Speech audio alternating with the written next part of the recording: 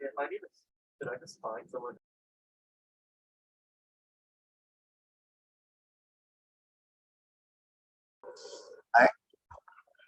It's my role today to convince you that the next frontier of global genomic medicine is within African genomic variation. There are three reasons why we should invest in African genomic variations. The first is ancestry, the second is ecology, and the third, of course, is equity. Let's start with ancestry. And if we focus, for example, of African genomes and, for example, the implication for our understanding of complex threat and disease. We know that we are all African. We know that modern humans move out of Africa about 80,000 years ago, and most of the African variation or the human variation remain within the DNA of people with African ancestry. We also know that many other humanoids stay within Africa and never move out of Africa. I'm thinking, for example, of Lucy in Ethiopia. I'm thinking of Omona Lady in South Africa. I'm thinking of those humanoids that, unlike, for example, the Neanderthal, never move from the region, for example, of today, Morocco. And the content of the DNA of people with African ancestry now is estimated to have up to 5% of those humanoids that never move, that we call a ghost DNA to mask our ignorance. Why is it important to investigate those ghost DNA? We understand that up to 2% of the DNA from the Neanderthal can be traced in people with European or Asian descent parent.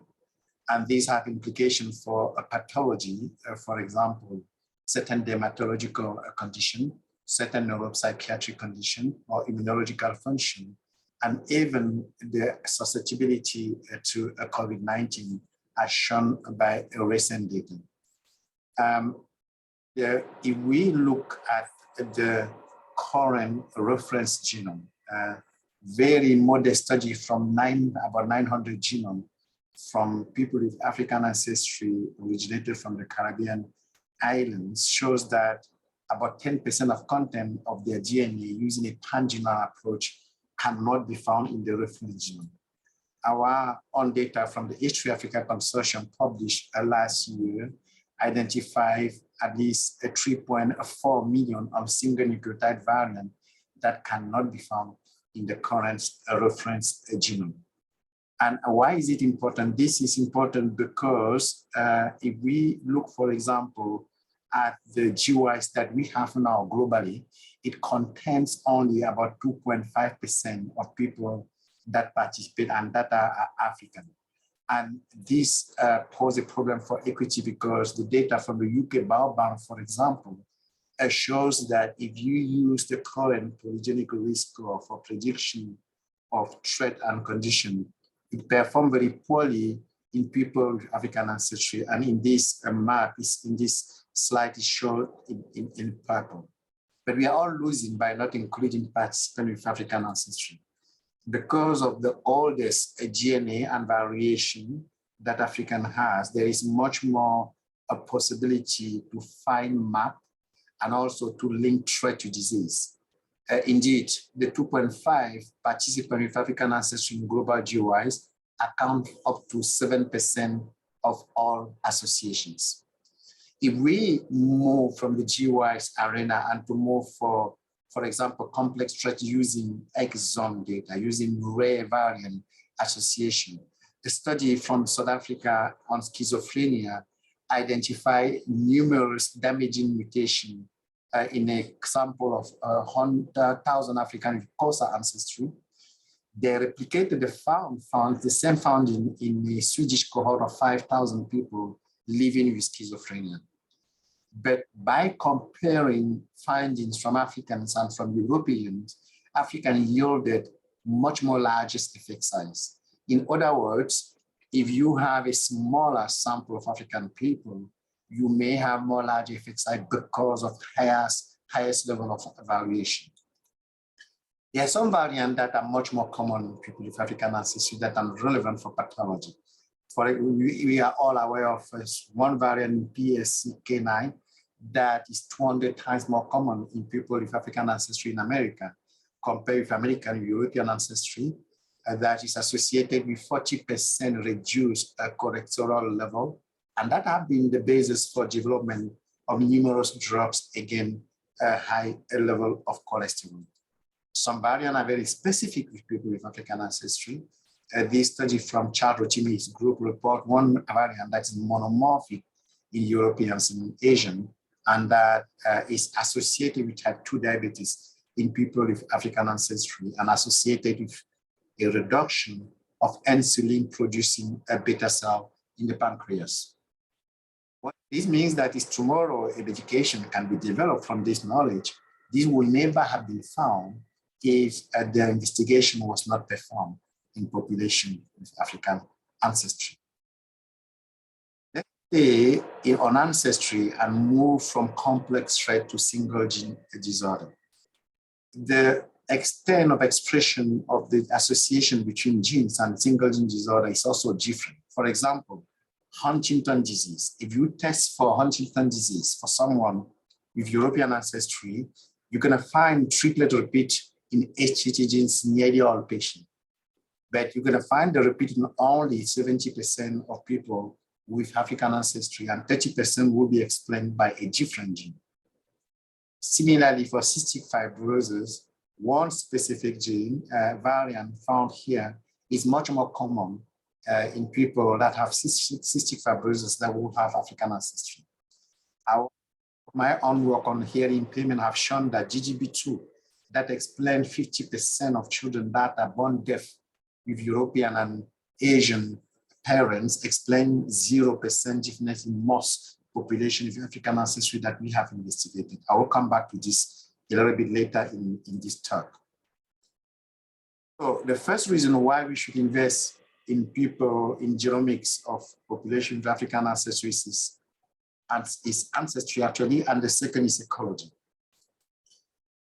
This is why Africans span the north-south axis that is associated with variable level of environment, variable level of food, variable type of infection. And we know that direct environment, diet, and infection and mode of natural selection.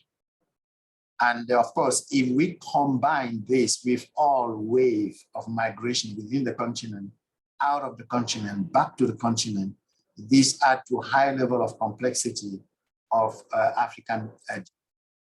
We also know that these environment and variable of environment have selected some variant to be much more common. And the typical example is the association of the infection of malaria and selection of sickle cell disease. And sickle cell disease now become much more common in Africa because of that reason. The second example is the selection of a condition on a variant in a gene called ApoL1 against trypanosome. And unfortunately, that selection, while protecting Africans for a very long time against trypanosome, have led to increased susceptibility to kidney dysfunction in population, general population with African ancestry, population with sickle cell disease, or population with HIV nephropathy in Africa and out of Africa. And this knowledge is important because today we know that the knowledge of how ApoL1 induce kidney dysfunction in Africa is the basis for next treatment for this condition. And we are close to a phase 3 trial with one specific medication that will address ApoL1 and nephropathy. So this knowledge of associating variants, selected or not, over the evolution and condition and common pathology is not just for simple association, it's also the basis for future treatment. And this is another example of natural selection that occur in Africa, and that is associated with dengue fever, and that is very common in people with African ancestry in Brazil and also in Cuba. So a few examples why studying African genomics variation is a scientific imperative. First of all, to address the missing variant in our common genome. Secondly, to understand some of those variants that have been selected over the evolution and that are important for health and disease. Thirdly, to understand some of the variants inherited from humanoid ancestor that never moved from Africa, that can only be best captured in today African, and to inform the global population for health and for disease. And of course, the possibility of novel gene discovery. And how do we do that? I will now showcase how the third reason, which is the imperative of equity, we both address the scientific imperative, but also make genetic medicine relevant to all population. A population in Africa represents 15% of the world population, 5% of the world gross domestic product. That means that in principle, a geneticist that is working in Africa cannot take advantage of the 300,000 human genome history within the DNA of people of Africa. The reason being the low investment in research and development. And this can be translated in the way research is being performed in Africa. When I used to work based in Africa, you can only perform your research in a certain level because of collaboration either with investigators in America or in Europe, as illustrated in this map, and even for infectious disease. And this changed completely the way genomic study, for example, is being performed in terms of the bias of the research topic. For example, on this map, we noticed about 10 years ago that study performed in a certain setting in Africa will only be published on population genetic variation and migration, because actually it's the sexiest on the market, publishing market, while a study that focus on a single gene disorder that are important for the local population, like sickle cell disease or albinism, accounted for very little, 5% and 3%. And of course, another issue is the genetic education itself. But I know that this issue is not just an African issue, an issue globally. Other is the understanding of genetics in the general population. Of course, that will condition the way we practice, we perform genetic counseling. And this one example of one of the studies that we are performing on Fragile X syndrome in Western Cameroon, where we find an extremely large family of Fragile X syndrome, all originating from a single ancestor that happened to be a chief of a village. And that chief of village had 25 wives, and he was a normal transmitting male. That means that half of his grandson had Fragile X syndrome. And the knowledge in that village was that it was due to a curse that the chief thrown to his wife because they did not mourn properly someone that had intellectual disability. So, of course, we have shown based on molecular analysis that this was Fragile X syndrome. And the issue of inequity also extends to international collaboration and authorship. For example, in this data that we reported many, many years ago, it was shown that in this setting, the report on human genetics using DNA from population from that country will include only 14% of author from that country and only 28% of institutions from that country. What was labeled at the time helicopter research. That means that international investigators will fly in Africa, pick up samples, fly out without any ethical need of collaborating with local investigators. But this have been changing, or this have changed over the past 10 years. And one very important program that have allowed that change is called H3 Africa for Human Heredity and Health. And H3 Africa was initiated by the African Society of Human Genetics, supported funding-wise by the NIH and the Wellcome Trust. And this program over the past 10 years have allowed to refine the understanding on the genetic architecture of population with African ancestry living in Africa. It also have allowed investigators like myself to focus the research of agenda on genetic matters that really are relevant for population of African ancestry, but also to build capacity for the next generation of African scientists that focus on genetics. This is a snapshot on the people that train in my lab, and some of them are doing their own independent career. For example, 3 of them scientists at the NIH. Cedric works with Dr. Ben Solomon. Samuel is working at the moment with Tom Friedman, and Edmond is working at the moment with Neil Hanshat at the Genome Institute. So some of them are flying on their own, and we hope that having a scale or a map of geneticists that looks like the map of human beings is an important element for equity, because the type of research question that people design also is driven by their living experience, and the science cannot be complete if we do not allow science to be performed by all people in the world. I will now use 3 typical examples from my own research to show how we can address both the scientific imperative, but also the equity imperative by investigating African genomic variation. My first story, I call it the tragedy of the common, and of course, is the tragedy of sickle cell disease, the first molecular disease of humankind described about 112 years ago. But since 112 years, very little have been done in terms of understanding and the treatment. And it happened that I was educated under the mentorship of great researcher in hemoglobinopathy. I'm actually now in the office that was occupied by Hek Kazezian before. This is a condition that become prevalent, as we said, because of the resistance conferred to malaria. In fact, 80% of the 300,000 newborn in the world that are affected with sickle cell disease are born in Africa. And this is a mutation that allow the hemoglobin that made of 70% of the content of red blood cell to disturb the shape of the red blood cell. It takes a banana shape, it becomes sticky, it gets destroyed.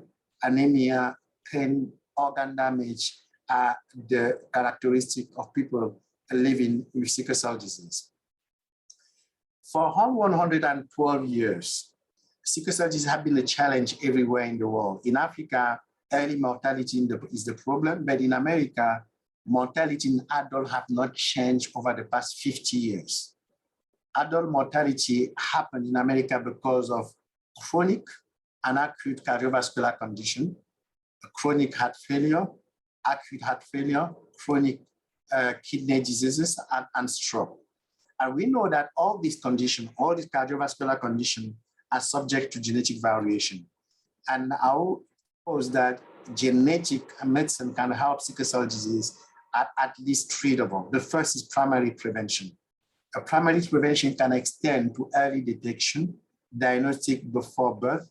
And for example, we introduced this technique in Cameroon 15 years ago, and this is the first baby that was born after diagnostic before birth. We introduced the same in South Africa about 10 years ago.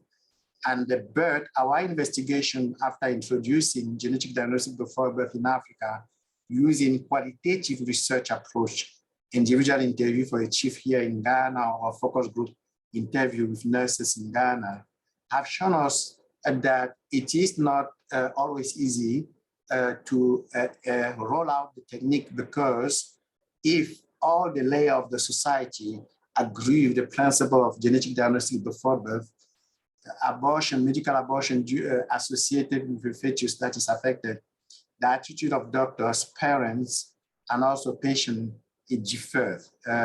Doctors are less comfortable with stopping a pregnancy because of a child that is affected of sickle cell disease than parents that will have an affected child. And we found that adult patients in Africa, up to 40% in that specific setting, will be comfortable for that, probably a reflection of their poor quality of life. So we, based on those ethical conflicts, we divert our focus to investigate how can we use genetics for secondary prevention. Sickle cell disease in the context of Africa is not a rare disease. For example, like in America, it's a very common disease. 2% birth rate, for example, in Nigeria, about 1% in Congo, 0.8% in Tanzania. It is a condition that is also complex because in the sense that its clinical expression is associated with variable environment, but also with multiple genetic factors in the genome. For example, we have shown in our own research that kidney dysfunction in sickle cell disease is associated with at least 3 genes: alpha thalassemia, the number of copy of alpha thalassemia, and I have seen many research now in America that have shown that the number of copy of alpha thalassemia is also associated with kidney dysfunction in the general population without sickle cell disease. ApoL1 is a second factor. HMOC1 is the third gene that is associated with kidney dysfunction, and a couple of other variants that we found using genome-wide association study. Other author here shown a long time ago that you may use a mathematical model, a Bayesian model, to predict the occurrence of stroke in sickle cell disease using a combination of variants in the genome. And much recent data have shown that you can also predict mortality by using the expression of the peripheral blood transcriptomics in patients with sickle cell disease. This suggests that tomorrow precision medicine and sickle cell disease may use a combination approach that includes above variation in the blood, but also transcriptome in the periphery to predict which of the patient will be sicker than the next one. And this can be implemented at newborn screening. And lastly, genetics can assist to implement different curative therapy for sickle cell disease. Very long time ago in this country, the cooperative study shows that people that have high level of fetal hemoglobin will live much more longer. We know that fetal hemoglobin is a quantitative trait that is subjected to genetic variation, and some of the genetic variation are none. Those are variation in BCL11A that are associated with variable level of fetal hemoglobin among sickle cell disease patients in America, in Tanzania, and in Cameroon from our onward. And this knowledge have allowed, for example, to cure sickle cell disease in mice model by deleting the expression of BCL11 by developing a mice that is knocked out for BCL11A, and BCL11A being a transcriptional repressor of fetal hemoglobin. In other words, if you do not have the BCL11A expression, your fetal hemoglobin level is increased. And this knowledge has been the basis for the successful development of gene editing, and in a few cases have been published last year and also this year. The second way we can use this knowledge for the treatment of sickle cell disease is to understand how fetal hemoglobin is increased by hydroxyurea, one of the treatment of sickle cell disease. And our own have shown that if you administer hydroxyurea in a patient with sickle cell disease, this changes the expression of a certain number of microRNA, and some of which specifically target those genes that modulate the expression of fetal hemoglobin. And we believe that this knowledge may allow a future therapy to package microRNA in using nanoparticles that will allow them to be administered and changes the expression of fetal hemoglobin without changing the whole transcriptomic of the cell like hydroxyurea will do, and of course avoiding a certain side effect.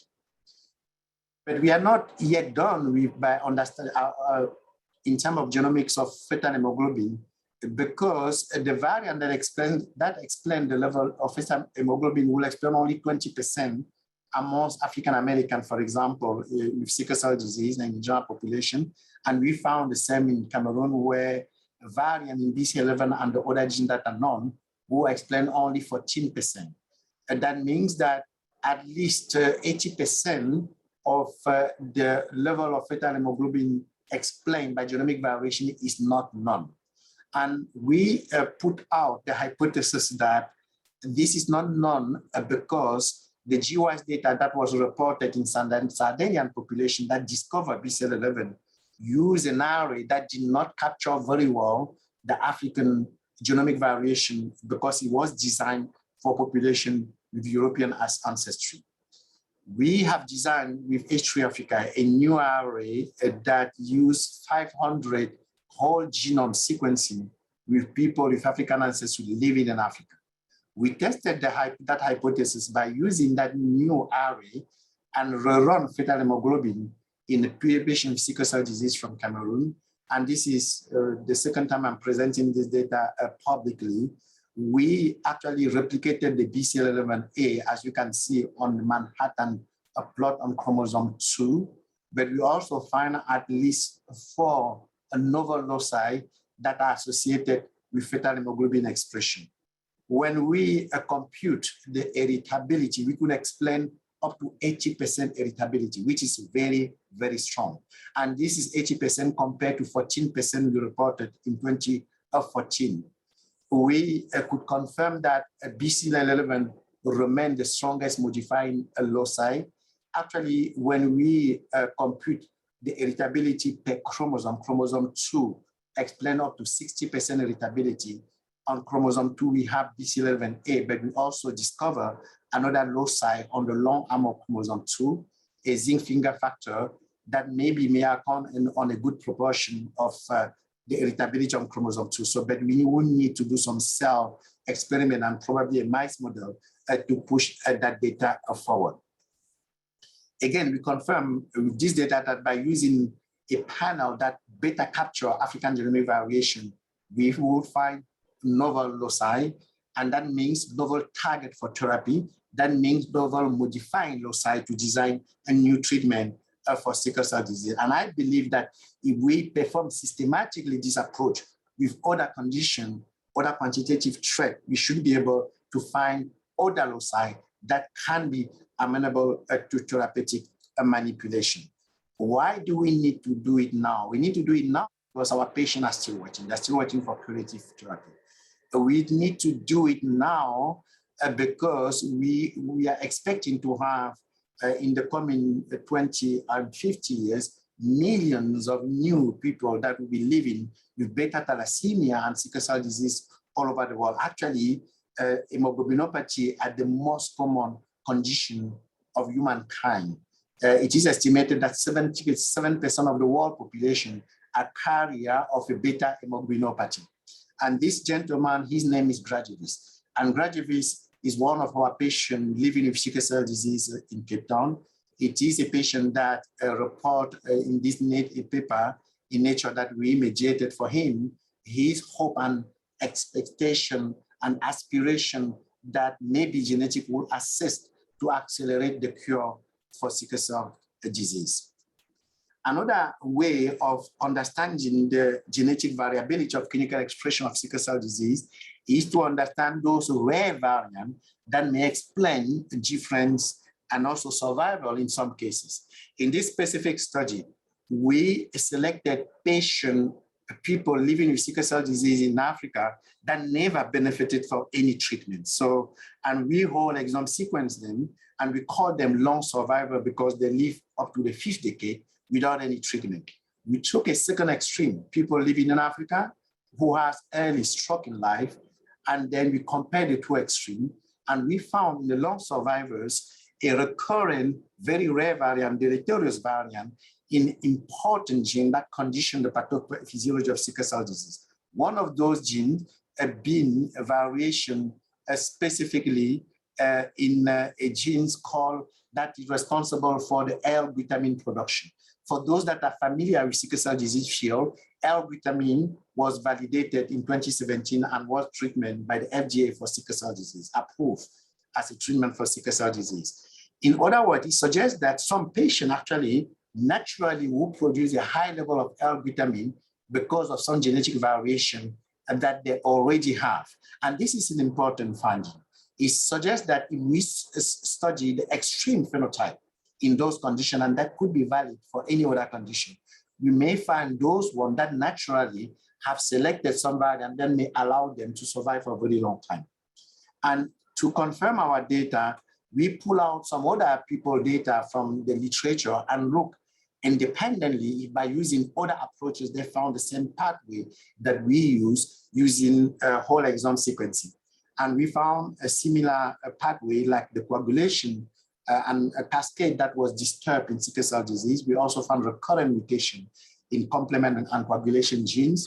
We found oxidative stress that was disturbed using transcriptomic by independent author. In our paper using a whole exome approach, we also found recurrent variant, rare variant in gene involved in oxidative stress and so on.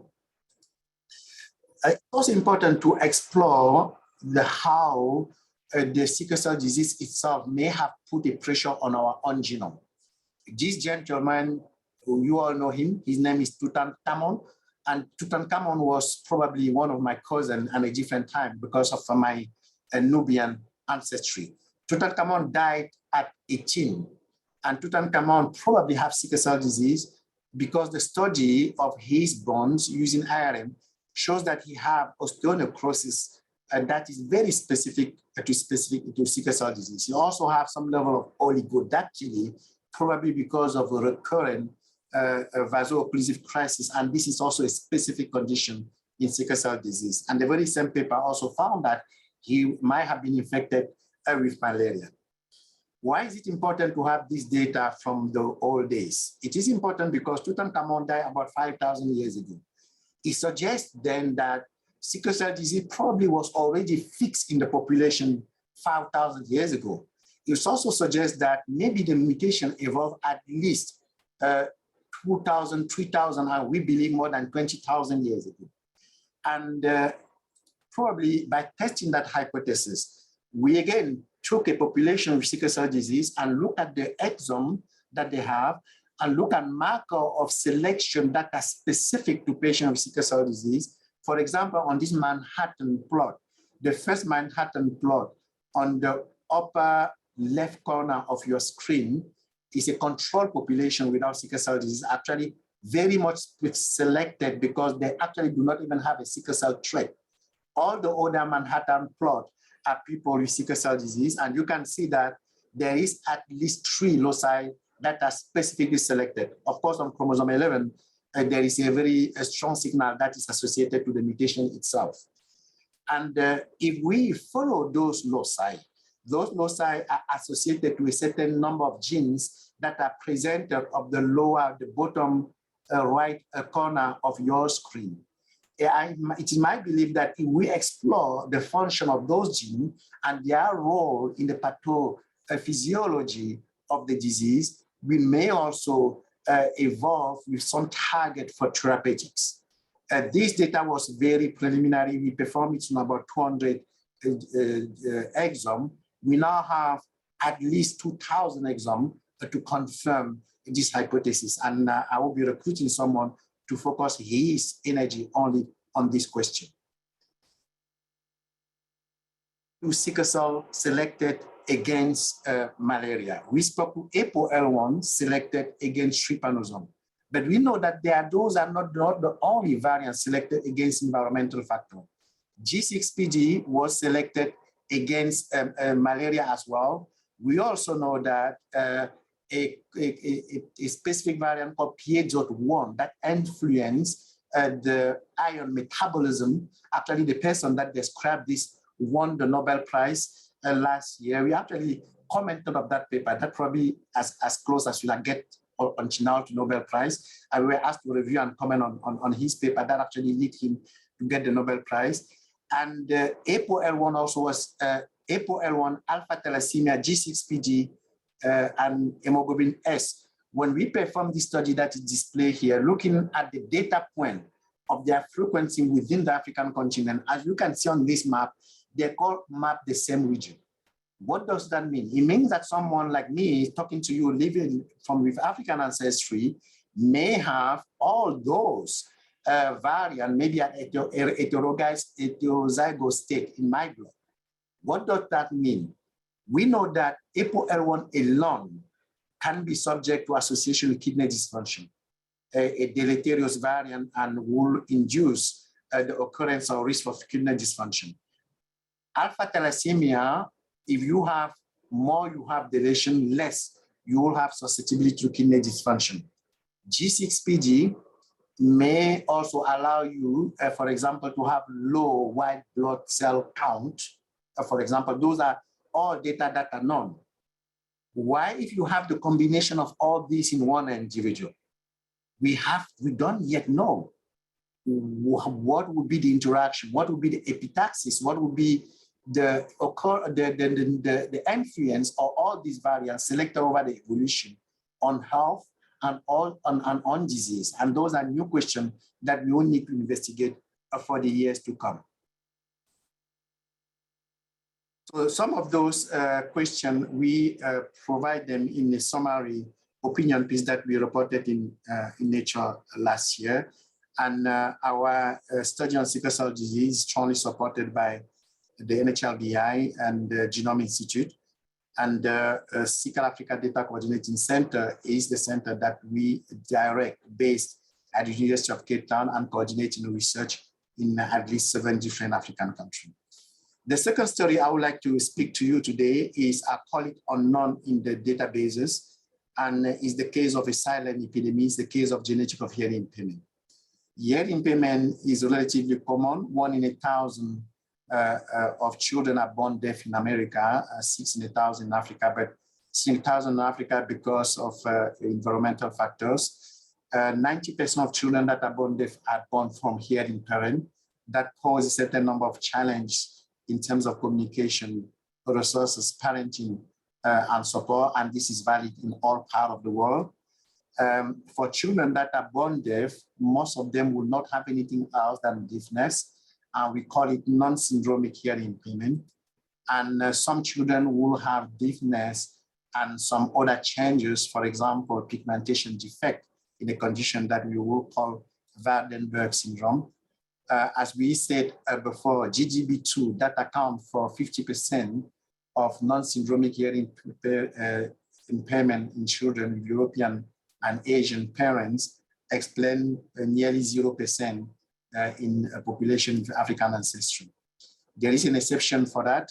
The exception we found in our study in Ghana, where we described a single mutation, a founder mutation, that explains up to 40% of hearing impairment of children that are born deaf in Ghana. Actually, we discovered a second exception in Senegal a couple of weeks ago. It's published in Biology.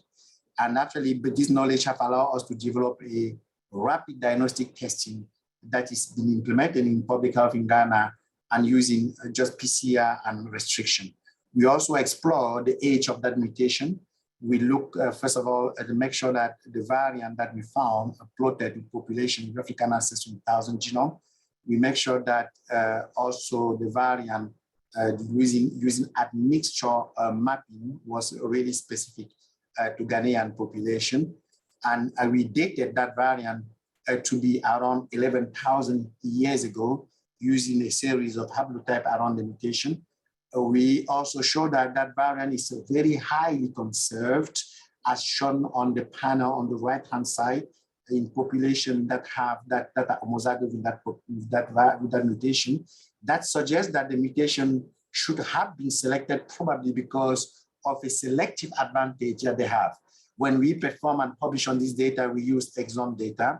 We will have to go back and on those family and use a genome or GWAS data to look up the balance selection and to know why, what could have been the reason why this variant had been selected in that population 11,000 years ago.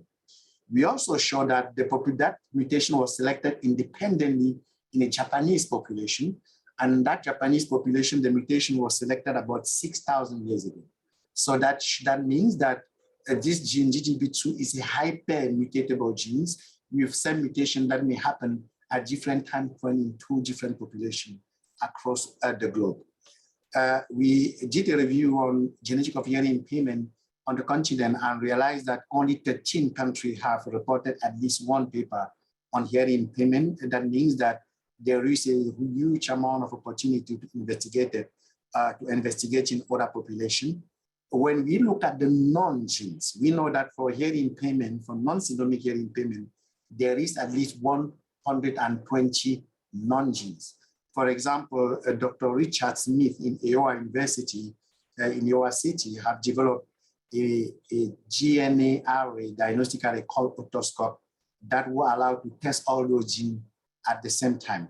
When you use that array to test for hearing impairment genes, the pickup rate amongst African Americans is only 25%, compared to the higher end of 70% in American with Middle Eastern ancestry. We use the very same array to test population, for example, Cameroon, but a very, very select group of families that actually Mendelize hearing impairment. And the way we knew the Mandela hearing impairment, we selected only those families with at least 2 people or 3 people, and we explained the mutation in 70% of family, suggesting that in at least 30% of this family, we will have to find a novel genes of hearing impairment. And this was confirmed by the study of the transcript of the inner ear that suggests that at least hundreds of genes of hearing impairment still need to be discovered. So to test our hypothesis, we pick up 2 of the family that was negative with otoscope, so that where we couldn't find a gene using 121 genes that are known, and whole exome sequence them. And we found at the time what was a novel gene of hearing impairment. And for this gene specifically, there were already a mice model and the mice was deaf. So we designed a massive project that's still being performed at the moment in 7 different African countries. Those countries are labeled here. We are recruiting currently a family segregating hearing impairment across the continent. And the reason why we selected the continent was based on Sarah Chiskov, her work that shows the different type of genetic architecture within the continent in 2009. So we tried to recruit in a way that we can replicate a genetic architecture of the African continent.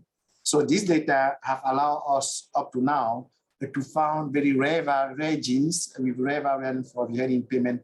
These ones are defined as those genes that were reported only in 1 population and needed a second family to be confirmed, which is very important. That means that for each of these genes, for example, reported in this slide, we can now confidently say we can add these genes at novel hearing impairment gene on the gene panel. For example, CLIP5 here was reported in 2015 in a Spanish family. And we here reported a second family with Cameroonian ancestry. This gene, for example, RES, was reported for the very first time in 2008 in an American family. And for the second time, we reported a South African family with RES gene. That means that RES can be now added in the panel for hearing impairment. We also found by looking at the genetic architecture of gene of hearing that some of the variant of hearing impairment gene, non-genes, there is a differential allele frequency of ancestral allele versus the derived allele. Ancestral allele might be the one that we have shared, for example, with the common ancestor of the chin, and the derived allele build the one that was selected on the human lineage. And this paper that actually makes the cover of Human Molecular Genetics suggests that maybe it is possible that some of the variant in non-genes influence the expression of hearing impairment in given individual. And possibly some of the variant in non-gene might be part of the evolutionary selection of hearing in humans and maybe of language, because if you don't hear, you cannot speak. So this is one of the hypotheses that we are very, very eager to explore in the years to come. So we are currently generating GWIS data on 3,000 samples from different hearing families in Africa. And hopefully we have actually already generated 2,000. So we are generating now another 1,000. Using those samples, we should be able to interrogate the evolutionary dynamic within non-genes and out of non-genes, and maybe it will provide us with some of the secret why we hear and where we speak as humans. Most importantly, those studies now is allowing us to provide to the global community novel hearing impairment genes. And here I will show the data that we have in Ghana. In Ghana, for example, we explore 51 families. In those 51 families, we resolve using our exome sequencing at 90%. We found that myosin 15A and CGH23 are the most common genes, excluding GGB2, of course. 63% of variants that we found have not been associated with hearing impairment gene. That means that if I speak now to people with clean gene, they will have to include these genes and novel variant associated with hearing impairment. In this family, we described 7 novel genes. 7 novel genes.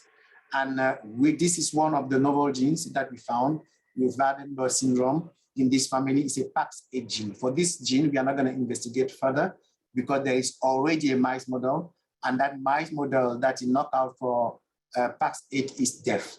We are currently working with Dr. Steele Halap in London to develop 4 mice model, 1 knockout and 4 knock-in for 4 of the novel genes that we described here a couple of weeks ago. Of course, all those genes are expressed in the inner ear, and we also use some data to look of the use modeling of the protein to look the effect of the protein. But there's still a lot of work to be done. We still need to do a lot of functional analysis using cell model. As I say, we are developing a mice model. What does this few study tell us? It tells us, first of all, that there are very, very few populations in Africa that have been investigated for hearing impairment, and I believe that will be the same for many single gene disorder. It also shows that by using new generation sequencing and by using family that actually Mendelize hearing impairment multiplex family, we can have a very high resolution rate. It also shows us that we have a lot of potential to inform and to improve the disease gene curation by describing novel variants that are associated with hearing impairment. And most importantly, we have possibility for discover novel hearing impairment genes. But I believe this will be the case for many other conditions that are monogenic and that have multiple genes that can be associated to it. I'm thinking, for example, of hypertrophic cardiomyopathy, for which I know my friend, who is head of department of medicine in Cape Town, Tobeko and Tusi, the non-gene also are not being explained by the panel that exists now. I'll now move to the last part of my talk.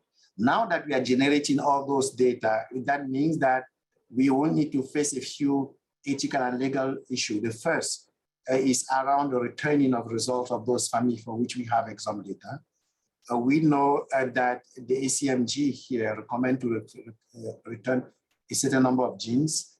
The association have a specific way of defining actionability.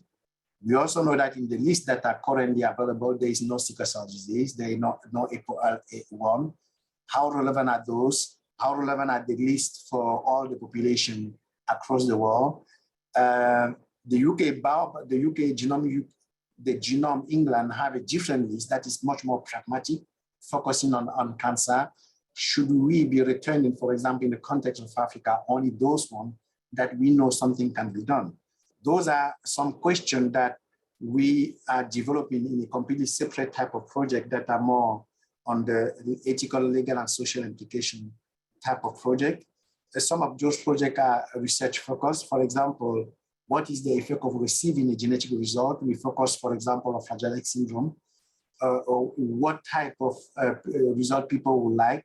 We focus on looking at data on any type of genetic research. For example, we have a site in Botswana looking at HIV genomic research. We have a site in South Africa looking at neurocognitive disorder and genomic research return. We are asking what is the scope of the problem. We will use the data that we have to investigate what is called actionable according to the ACMG and what we may define actionable based on epidemiology of condition and burden of disease in Africa. For example, carrier for sickle cell trait, for example, carrier of risk allele for APOL1. So these are some of the results from those LC study that are already been populating the literature. These are some of the experts working with us to refine what we think could be a reasonable, actionable genes for a context like the context of Africa from other settings. At the moment, we are working on a 3-tier, 1 tier for which we believe there are enough evidence to return the result, a 2nd tier for which we think there is not enough evidence for actionability and enough evidence for the pathogenicity. And those 2nd tier probably include a lot of the list of the ACMG. There is a 3rd tier for which there is not enough data. For example, albinism in some population in Africa. If we found that someone is carrier of a gene or responsible for that, should we be talking about it or not? So some of the thinking that are around those projects was workshop in this specific meeting that we had in Tunisia about 2 years ago. And we are also exploring, this is a new project.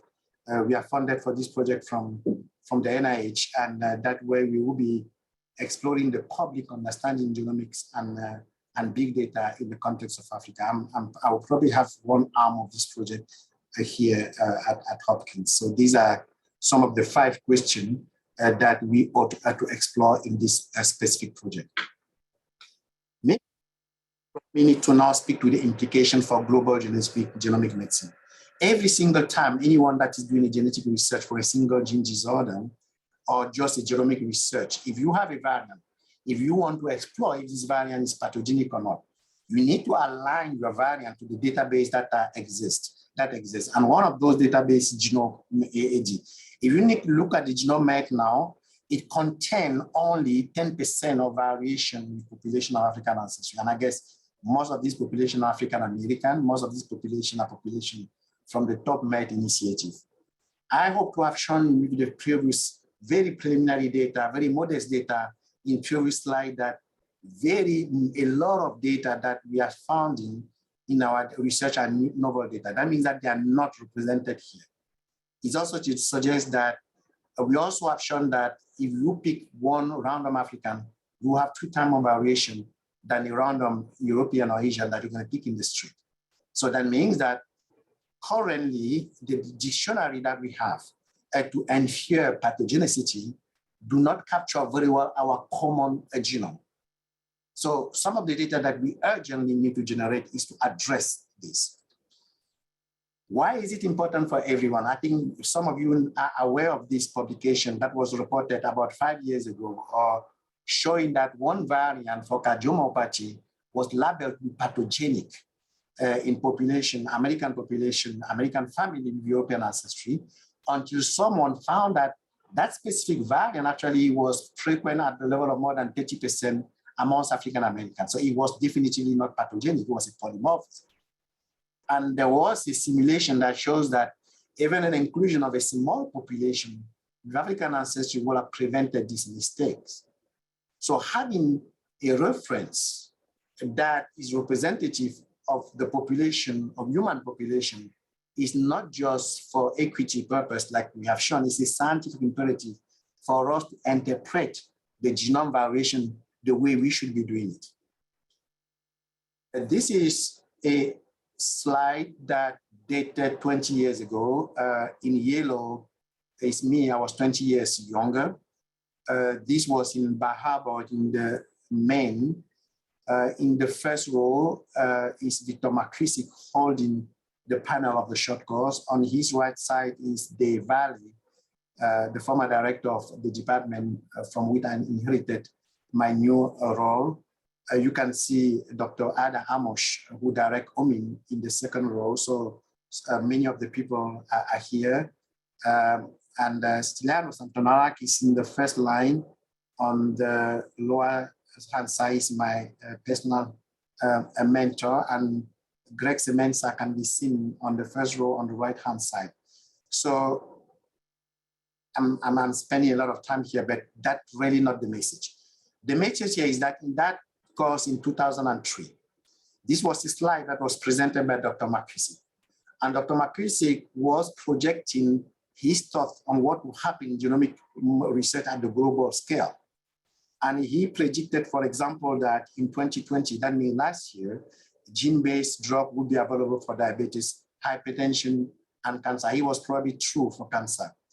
He projected that by 2040, worldwide inequity in access to genomic information will contribute to international tension. But I guess he did not predict that that tension will start in America, for example, with myriad genomic controversy that happened about 10 years ago in this country.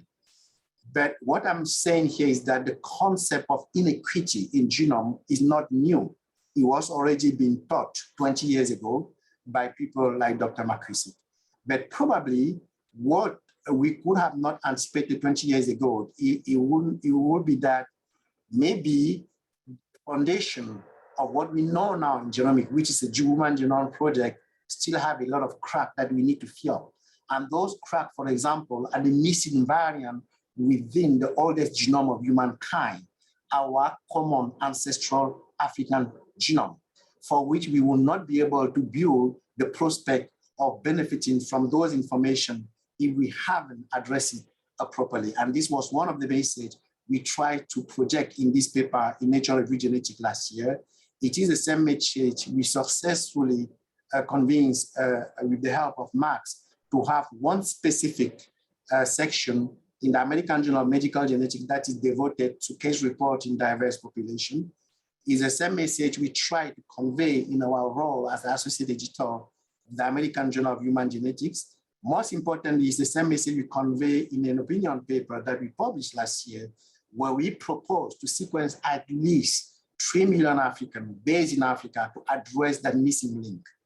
And I think, first of all, we're lucky that the Nature accepted to publish that paper. And this paper have attracted a lot of attention everywhere, from economic journal to political ones. And it's my real pleasure to inform you that it also have attracted attention from a lot of funders that will launch a special initiative sometime next year. We can't speak more than that, to address this issue at a very big scale. A coalition of more than 25 funders across the world. And this message is also the one that carries us in our new role to making human genomic truly equitable, and that nearly the new mission statement that we have for our Department of Genetic Medicine here at Hopkins, and it's kind of the same title that was used by the Lancet, for which I was privileged to be profiled some weeks ago. And it's the same message. Hopefully, I have convinced up to now the funders to support part of our work. I hope they will continue to support it for the many decades to come. And it's the same message I hope you will go back with today at home. African genomic variation is the next frontier of global genomic medicine. Thank you for your kind attention. Thank you so much for that wonderful talk, Dr. Wongkem. I know that it's 1:02, but I would like to squeeze in one question from Dr. Schuldiner, who's the director of our Department of Genomic Medicine. You might be able to see it in the chat, but he asked, while learning more deeply about genomics in Africa is critical for all of the reasons you mentioned, will that provide the answers to health issues of African Americans? What will we be missing? And if you pull up your chat box, you might be able to. Yes, I think the answer is immediately. What provide all answer to how it should? No, the answer is definitive no. I think everything is not in the genome. The genome is definitively the beginning, but we all know that we need to match the genome to the environment. But I think the message here have to be different. Our message here is that African genomic variation is not just important for population African ancestry, but important for all of us, for global population, for all of us as a human family. Wonderful. Thank you for the question, Dr. Schuldiner, and for taking the time to answer that, Dr. Wongkem. Thank you so much again for that wonderful talk and for giving us a sneak peek into all of the research that you're doing. We wish you the best of luck with your research moving forward, and a belated welcome to Baltimore, as Dr. Davis said as well. And we want to thank you all for attending today's Grand Rounds. As a reminder, we will be reconvening for our next Grand Rounds on July 13th in 2 weeks. Thank you all to everybody. Thank you so much, Dr. Wongkem, again, and we hope you all have a wonderful day. Thank you for inviting me. Thank you very much. Thank you very much. Take care.